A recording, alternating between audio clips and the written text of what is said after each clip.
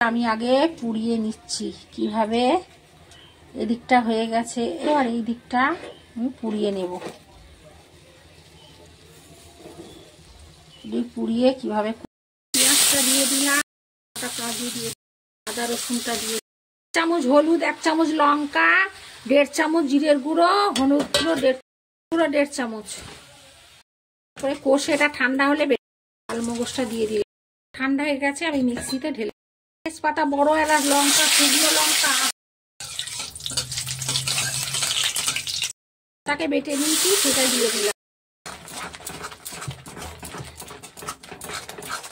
ভালো করে মশলাটা, ভাজা মশলাটাকে কষে নিতে হবে।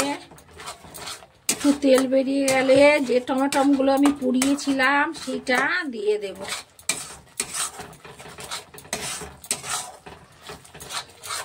হোটেল রেস্টুরেন্টে এরকম ভাবে করে, আপনারা এইভাবে বাড়িতে করুন আর দেখুন কি অসাধারণ স্বাদ।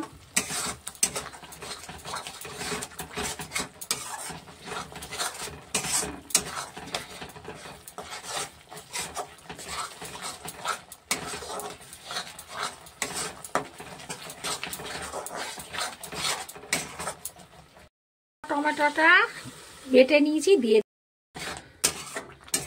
ভালো করে যতক্ষণ না তেল না বেরোয় তখন চিকেনটা দেব।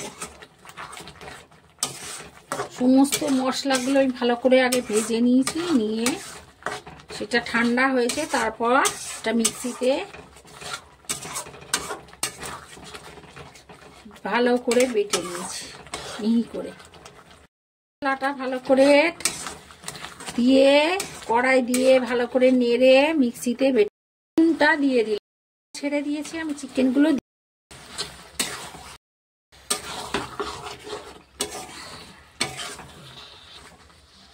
দইটা দিয়ে দিলাম।